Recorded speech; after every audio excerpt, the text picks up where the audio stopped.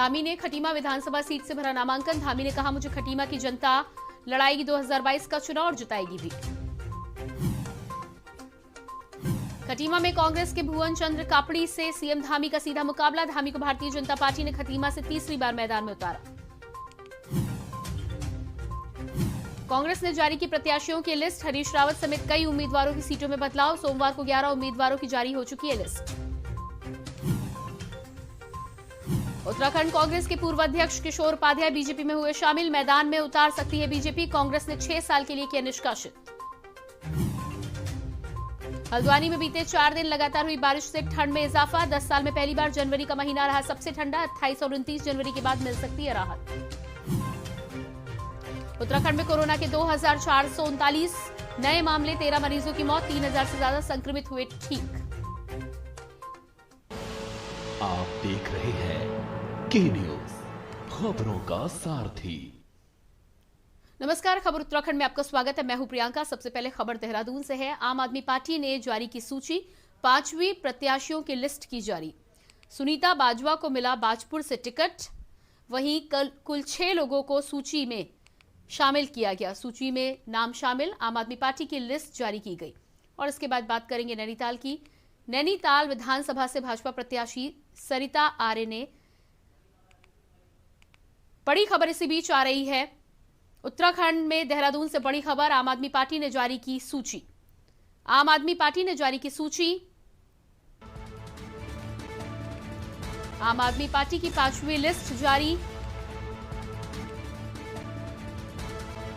देहरादून से बड़ी खबर। आम आदमी पार्टी की 5वीं लिस्ट जारी। सुनीता बाजवा को मिला बाजपुर से टिकट। सुनीता बाजवा को मिला बाजपुर से टिकट। कुल 6 लोगों का सूची में नाम शामिल। कुल 6 लोगों का सूची में नाम शामिल। देहरादून से बड़ी खबर। आम आदमी पार्टी की 5वीं लिस्ट जारी। आम आदमी पार्टी ने जारी की सूची। आम आदमी पार्टी की 5वीं लिस्ट जारी। तस्वीरें आप देख पा रहे हैं। कुल 6 लोगों का नाम इस 5वीं लिस्ट में आम आदमी पार्टी के द्वारा जारी किया गया है। आम आदमी पार्टी ने उत्तराखंड में पहले ही उम्मीदवारों की 4 सूचियां जारी की है और उम्मीदवारों के नाम की घोषणा हो चुकी थी। 5वीं लिस्ट में 6 लोगों के नामों की घोषणा आम आदमी पार्टी ने की है।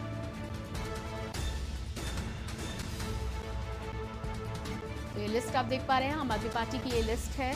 सुनीता बाजवा को मौका दिया गया है। उसके अलावा 6 अन्य लोगों को आम आदमी पार्टी के द्वारा अपना उम्मीदवार बनाया गया है।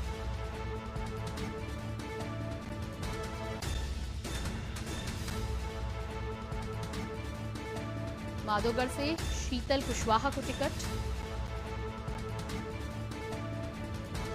कालपी से श्यामपाल उर्फ छुन्नापाल को टिकट। सुनीता बाजवा को आम आदमी पार्टी ने बनाया है अपना उम्मीदवार। और अब बात करेंगे अगली खबर की। नैनीताल विधानसभा से भाजपा प्रत्याशी सरिता आर्य ने आज अपने प्रस्तावकों के साथ जिला कलेक्ट्रेट परिसर में नामांकन कार्यालय पहुंची, जहां उन्होंने रिटर्निंग ऑफिसर एसडीएम प्रतीक जैन को नामांकन पत्र सौंपा। जिसके बाद पार्टी कार्यकर्ताओं ने फूल माला पहनाकर उनका स्वागत किया और जीत को ऐतिहासिक बनाने का संकल्प लिया।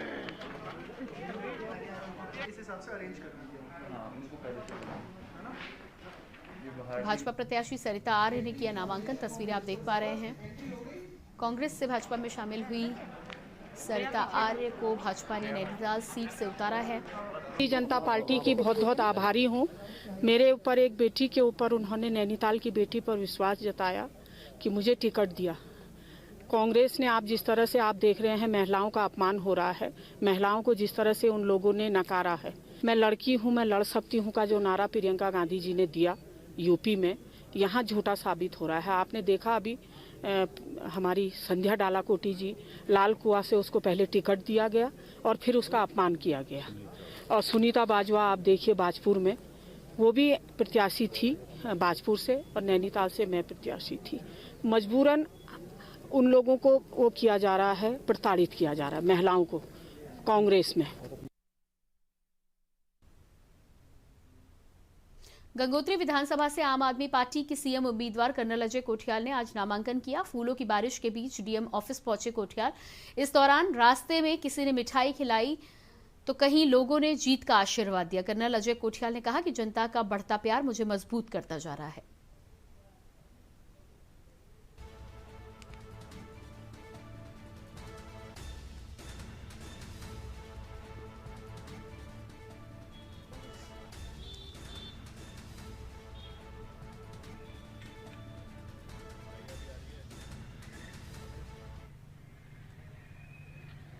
मेरे पास 10 लाख रुपए इकट्ठे हो गए अभी तक।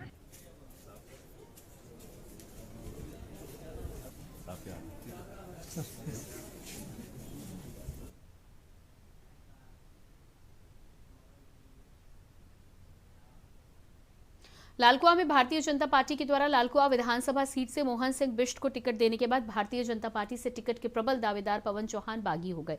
एक महापंचायत में पूर्व चेयरमैन पवन चौहान ने भारतीय जनता पार्टी से इस्तीफा देते हुए निर्दलीय चुनाव लड़ने का ऐलान किया है। उन्होंने कहा कि भाजपा का टिकट बंटवारा भाजपा की ताबूत में आखिरी कील साबित होगा। वहीं भाजपा के वरिष्ठ नेता हेमंत द्विवेदी भी टिकट कटने से नाराज दिखाई दिए और कार्यकर्ताओं में भी नाराजगी देखी गई। उन्होंने कहा कि जो कार्यकर्ता कहेंगे वही मैं करूंगा, पार्टी से बगावत नहीं करूंगा। कभी नहीं सोचा इसलिए क्या ये मेरा दोस्त है, कहां से कि जनता आज महापंचायत में आप सब आदरणीय पत्रकार यहाँ खड़े थे, उनका आक्रोश भी देखा है। वो कह रहे थे भारतीय जनता पार्टी को अगर आपको टिकट नहीं दिया तो इसका खामियाजा भुगतना पड़ेगा और ये जनता ही जनार्दन है और ये जनता का कारण पवन चौहान है। जनता के कारण मुख्यमंत्री होता है, ये जनता के कारण ही सब कुछ होता है। जनता ने आज उनको नकार दिया है, पवन चौहान को आगे बढ़ाने का इन्होंने निर्णय ले लिया है। देखिए, वांछित परिणाम जब नहीं मिलता तो निश्चित ही दुख होता ही, कष्ट होता है। और पार्टी का जो भी निर्णय है उसका स्वागत करता हूँ। मैंने तो हमेशा कहा कि मैं पार्टी का एक अनुशासित सिपाही हूँ, लंबे समय से इस क्षेत्र के अंदर काम कर रहा हूँ। कल रात से आप देख रहे हैं यहाँ पर मेरे यहाँ हजारों की संख्या में कार्यकर्ता, कल रात भर भी यहाँ पर 400-500 लोग थे। सवेरे में यहाँ पर बहुत सारे क्षेत्र के कार्यकर्ताओं थे। उन कार्यकर्ताओं की भावना के अनुसार सब लोगों से बातचीत चल रही है। जो भी कार्यकर्ताओं का भाव होगा, जो भी क्षेत्र के मेरे समर्थकों, मेरे शुभचिंतकों का जो भावनाएं होंगी उसके अनुसार मैं काम करूँगा। बाकी मैं पार्टी का अनुशासित सिपाही हूँ। पार्टी ने जो निर्णय लिया है ठीक है। कर्नल अजय कोठियाल लगातार उत्तरकाशी में सक्रिय नजर आ रहे हैं। इस दौरान उन्होंने कहा कि उत्तरकाशी की सबसे बड़ी समस्या पार्किंग की है। इस दौरान बाजार में एक्सपर्ट के साथ प्लानिंग पर चर्चा की और धरातल पर वर्कआउट किया। कोठियाल ने कहा कि सरकार के पास सब संसाधन है लेकिन काम करने की नीयत नहीं है। कर्नल अजय कोठियाल ने कहा कि उत्तरकाशी के बाजार में टैक्सी यूनियन, दुकानदारों और स्थानीय लोगों से इस पूरे प्लान को लेकर चर्चा की गई। रिपेयर वर्कशॉप क्रिएट करें, कैसे जो पार्किंग है उसमें जो चलाने वाले हमारे ये चालक हो। आज हम किशन कुडियाल ने कुछ मैप बनाए कि किस प्रकार से हम कोई 48 करोड़ के प्रोजेक्ट जिसको कि हम CSR के जरिए लेकर के आएंगे, यहाँ पैसे हमने बात शुरू कर दी है। केदारनाथ में भी लाए थे, वहाँ पे भी चला था ये। उसमें हम किस प्रकार से डबल स्लैब को बना करके, स्लैबिंग करके, कैसे डबल हाइट वाली पार्किंग, कैसे उस पार्किंग के साथ में रिपेयर वर्कशॉप क्रिएट करें, कैसे जो पार्किंग है उसमें जो चलाने वाले हमारे ये चालक होते हैं 24 घंटे ये ड्राइव ही करते रहते हैं, कोई बहुत ज़्यादा कमाते नहीं है। तो इनके लिए कैसे सहूलियतें प्रोवाइड करी जाए, छोटी सी कैंटीन हो, वहाँ पे टॉयलेट हो, वहाँ पे रेस्ट रूम हो और उनकी गाड़ियों को रिपेयर करने का सिस्टम हो। तो वो करने के लिए आज हम देख रहे हैं। तो कई स्पेस है यहाँ पे। कई बार जब आदमी देखता है कि अरे यहाँ तो कोई जगह ही नहीं है, अभी हम देख के आ रहे हैं कलेक्ट्रेट ऑफिस जो है उसके और रोड के बीच में ही कोई 70 गाड़ियों की पार्किंग, 100 गाड़ियों की पार्किंग की स्पेस है। बोले थे कि कैसे उसको दिमाग में डाल करके वो करा जाए। बुलेटिन में फिलहाल वक्त एक छोटे से ब्रेक का, जल्द हाजिर होते हैं। आप देख रहे हैं के न्यूज, खबरों का सारथी। जुबान के लिए उड़ चला गैरों की जमीन पर, खुशबू अपने पन की ढूंढता। दूर कितना भी जा, इस जुबान से दूर ना जा पाओगे। विमल, बोलो जुबान केसरी।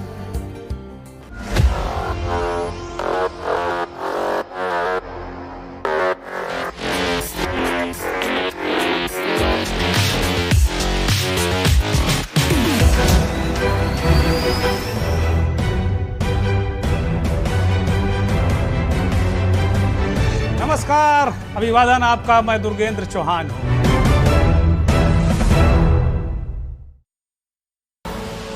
आप देख रहे हैं के न्यूज, खबरों का सारथी। ब्रेक के बाद बात करेंगे खटीमा की। खटीमा सीट से सीएम पुष्कर सिंह धामी ने पर्चा भरा है। सीएम पुष्कर सिंह धामी ने खटीमा विधानसभा 70 से नामांकन किया। पर्चा भरने के बाद भाजपा कार्यकर्ताओं ने गर्मजोशी से नारे लगाए। बता दें कि प्रशासन की तैनाती में नामांकन भरा गया।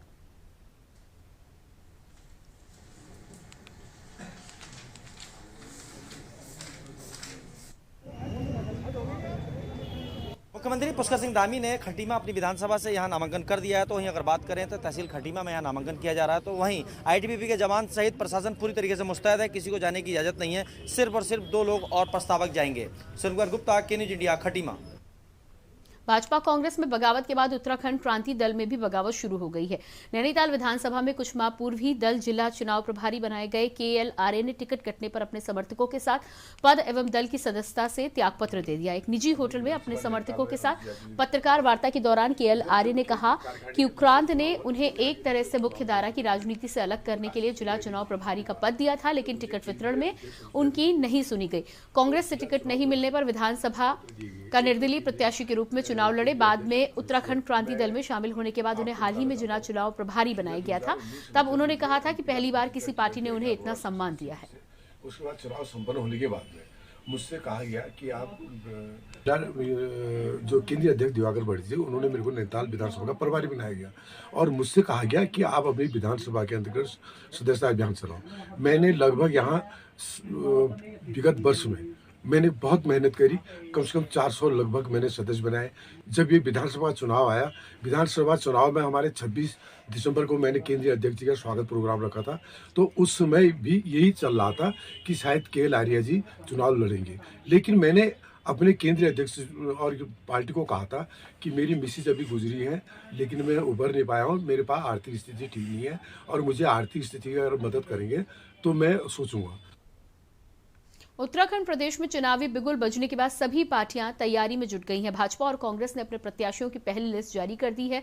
वहीं कांग्रेस ने दूसरी लिस्ट जारी कर विधानसभा पर अपने प्रत्याशी घोषित कर दिए। झबरेड़ा विधानसभा में लंबी खींचतानी के बाद युवा चेहरा वीरेंद्र कुमार जाति को कांग्रेस ने अपना प्रत्याशी घोषित किया है। टिकट मिलने के बाद वीरेंद्र जाति ने कांग्रेस हाईकमान का शुक्रिया अदा किया है। वहीं वीरेंद्र कुमार जाति ने कहा कि इस बार उत्तराखंड प्रदेश में पूर्ण बहुमत के साथ कांग्रेस सत्ता में आनी है। ये झबरेड़ा विधानसभा का दुर्भाग्य रहा है कि 2012 और 2017 इन 10 वर्षों में झबरेड़ा विधानसभा विकास कार्यों को लेकर के काफ़ी पीछे रही है। आप स्वयं भी क्षेत्र का भ्रमण करते रहे होंगे। आप खुद ही अगर आसपास की विधानसभाओं को देखें और झबरेड़ा का कंपैरिजन करें,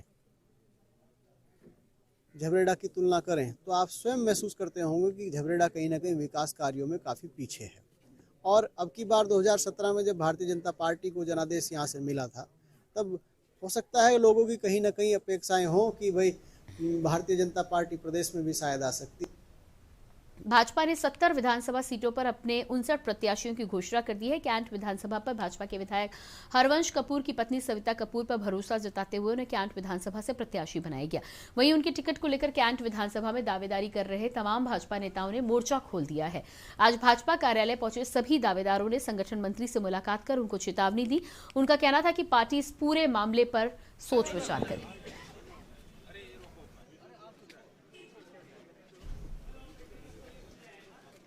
हम सभी जो भारतीय जनता पार्टी देहरादून कैंट विधानसभा से हम सब लोग जो दावेदार थे, आज अपनी बात कहने माननीय महामंत्री संगठन जी के पास आए हैं और हमने जो टिकट घोषित होने के बाद जो स्थितियां उत्पन्न हुई हैं उससे हमने माननीय महामंत्री संगठन जी को अवगत कराया है और टिकट पर पुनर्विचार की मांग की है, क्योंकि देहरादून कैंट भारतीय जनता पार्टी की बहुत प्रतिष्ठा की सीट है और ये हमारी अजेय सीट है। लेकिन जब से यहाँ टिकट डिक्लेयर हुआ है तब से कार्यकर्ता बहुत मायूस है, जनता बहुत निराश है और वहाँ पहली बार ऐसा देखने को आ रहा है कि भारतीय जनता पार्टी को यहाँ कड़ा संघर्ष करना पड़ सकता है। लंबी जद्दोजहद के बाद कांग्रेस पार्टी ने लक्सर सीट पर 64 वर्षीय डॉक्टर अंतरिक्ष सैनी का नाम फाइनल कर दिया है। इस सीट पर कैबिनेट मंत्री साहब सिंह सैनी, कांग्रेस सेवा दल के प्रदेश अध्यक्ष राजेश रस्तोगी व पूर्व विधायक तस्लीम अहमद, वरिष्ठ नेता कुशल पाल सैनी, प्रदेश सचिव संजय सैनी ने सहित आधा दर्जन से अधिक नेताओं के द्वारा पार्टी के टिकट की मांग की जा रही है। लेकिन इस पूरी लड़ाई में डॉक्टर अंतरिक्ष ने आखिर बाजी मारी है। अंतरिक्ष पहले भाजपा में प्रदेश मंत्री, प्रदेश उपाध्यक्ष के पद पर रह चुके हैं। कई जिलों में प्रभारी भी बनाए गए, विशेष आमंत्रित सदस्य रहे। 2012 में लक्सर सीट से टिकट की मांग की थी। टिकट ना होने पर भाजपा छोड़कर कांग्रेस में आए। इसके बाद बहुजन समाजवादी पार्टी में शामिल हुए। 2019 में हरिद्वार लोकसभा का चुनाव बहुजन समाजवादी पार्टी के टिकट पर लड़ा, परंतु हार गए। इसके बाद दोबारा ये कांग्रेस में शामिल हुए।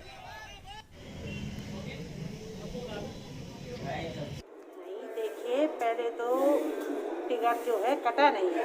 ब्राह्मण वोट जो है, ब्राह्मण वो चाहते हैं कि अभी भी मैडम को जो है ये तो कोटवार से उनका वो हो जाए, और बाकी जहाँ तक कटने की वो है तो टिकट उनका कटा नहीं है वो जी।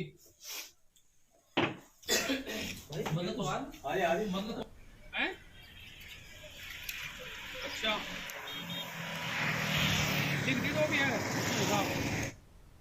बुलेटिन में खबरों का सिलसिला जारी रहेगा, लेकिन रुकते एक छोटे से ब्रेक के लिए। आप देख रहे हैं के न्यूज, खबरों का सारथी। पर ये दिल है कि चख रहा है उन्हीं अल्फाजों का दूर कितना भी जाओ, इस जुबान से दूर ना जा पाओगे। विमल, बोलो जुबान केसरी।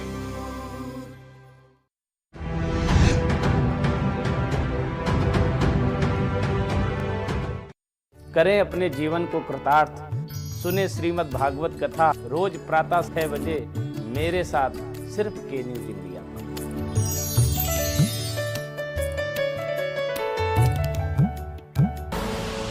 आप देख रहे हैं के न्यूज, खबरों का सारथी। पौड़ी जिले की कोटद्वार विधानसभा सीट पर भाजपा के प्रत्याशी घोषित नहीं किए जाने को लेकर ऋतुभूषण खंडूरी को टिकट दिए जाने की मांग तेज हो गई है। पौड़ी सीट पर ब्राह्मण चेहरे को टिकट न दिए जाने को लेकर जिस तरह से ब्राह्मणों में आक्रोश था, ऋतु खंडूरी को टिकट देकर आक्रोश कम किए जाने की संभावना है। वहीं 2012 के चुनाव में मतदाताओं के द्वारा भुवन चंद्र खंडूरी को वोट न दिए जाने का पछतावा भी मतदाताओं में बना हुआ है। भाजपा की पूर्व महामंत्री महिला मोर्चा माधुरी थपलियाल ने कहा कि कोटद्वार में ऋतु खंडूरी को टिकट दिया जाना चाहिए।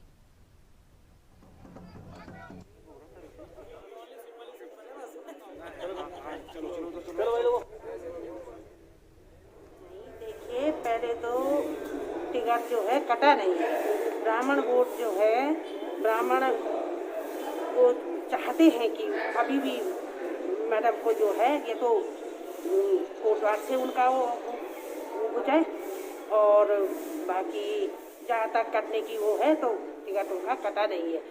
वो अपने आप में जो है वो कहीं भी वो हो सकती है। भाजपा की करनी और कथनी एक ही होती है। जहाँ तक आप बात कर रहे हैं कि ब्राह्मण चेहरे को जगह दी गई है, हमारे पास बहुत चेहरे ऐसे हैं जो ब्राह्मण चेहरे से आते हैं और राजनीति में अच्छे खिलाड़ी रह चुके हैं। उसमें एक नाम मैं ये सुझाव दूँ, जैसे कि अपना ऋतुभूषण खंडूरी भी है जो यमकेश्वर सीट पे थी, उनका टिकट कटा नहीं है। वो एक एडजस्टमेंट किया गया है संगठन की तरफ से, क्योंकि हमारे जो अभी वहाँ पे वर्तमान में कांग्रेस ने जो टिकट दिया है शैलेंद्र रावत को, वो पहले भारतीय जनता पार्टी का ही विधायक थे, और खंडूरी जी जब वहाँ चुनाव लड़ने आए थे तो उनका टिकट कोटद्वार से जब कटा तो वो नाराज होकर निर्दलीय सीट से चुनाव लड़ गए थे और बाद में कांग्रेस में शामिल हो गए थे। खबर रुड़की से है, जहां विधानसभा से भाजपा के मौजूदा विधायक प्रदीप बत्रा को भाजपा के द्वारा एक बार फिर से टिकट दिए जाने से नाराज विश्व हिंदू परिषद से लंबे समय से जुड़े वरिष्ठ भाजपा नेता नितिन शर्मा अब निर्दलीय चुनाव मैदान में ताल ठोक चुके हैं। आपको बता दें कि नितिन शर्मा विधानसभा चुनाव को लेकर काफी समय से क्षेत्र में मेहनत कर रहे थे, भाजपा से टिकट की मांग कर रहे थे, लेकिन उन्हें टिकट काटे जाने से नाराज भाजपा नेता नितिन शर्मा ने निर्दलीय चुनाव मैदान में उतरने का मन बनाया है। आज उनके द्वारा रामनगर में व्यापारियों से जनसंपर्क किया गया और चुनाव में अपने पक्ष में मतदान करने की अपील की गई।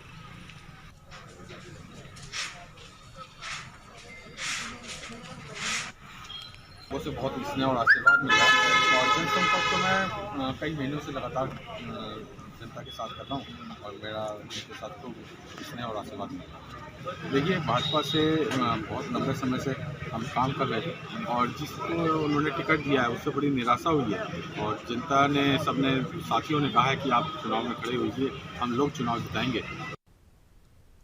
उत्तराखंड की राजधानी देहरादून की कैंट विधानसभा पर कांग्रेस ने एक बार फिर वरिष्ठ नेता और प्रदेश उपाध्यक्ष सूर्यकांत धस्माना पर भरोसा जताते हुए उनको अपना प्रत्याशी बनाया है। वहीं प्रत्याशी बनाए जाने पर सूर्यकांत धस्माना ने कहा कि कैंट विधानसभा एक ऐसी विधानसभा है जहां पर हर जाति के लोग रहते हैं। यहां पर IMA कई केंद्रीय संस्थान है जहां सबकी खिदमत करने का मौका मिला है।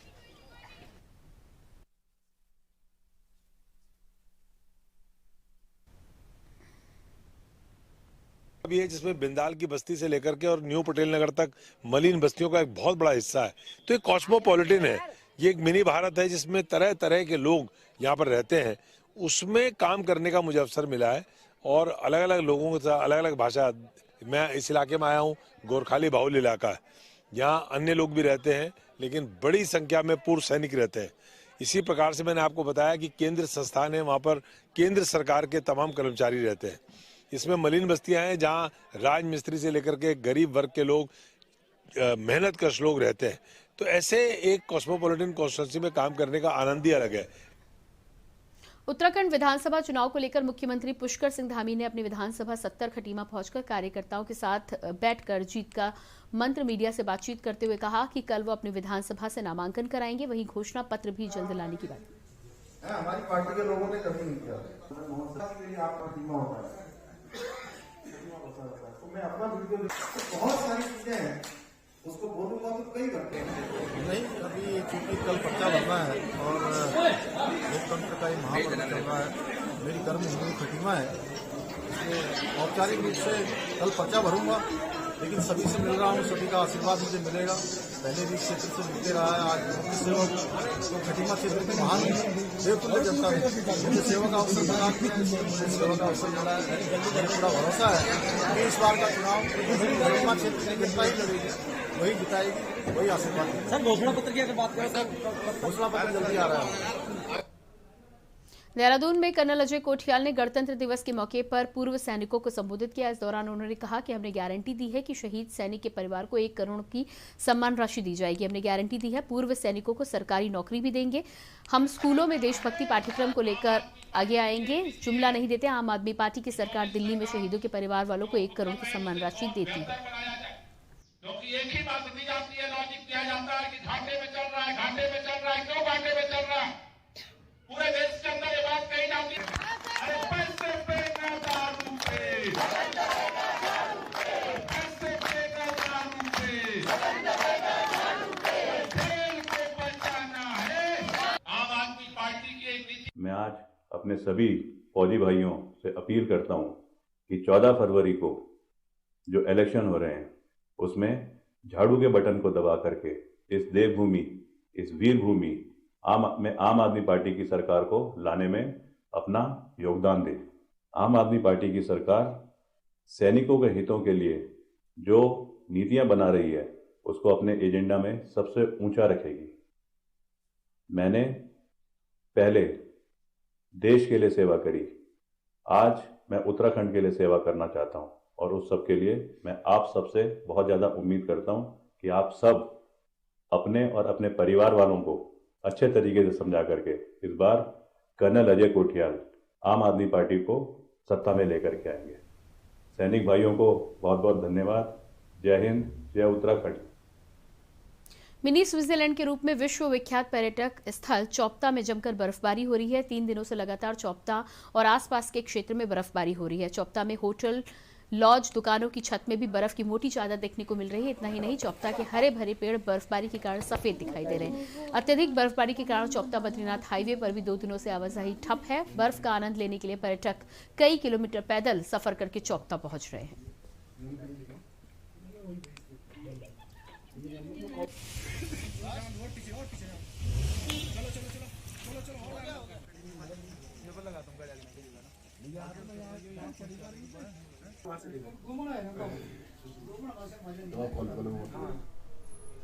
और इसी के साथ खबर उत्तराखंड में इतना ही। बाकी खबरों के लिए बने रही के न्यूज इंडिया के साथ। नमस्कार।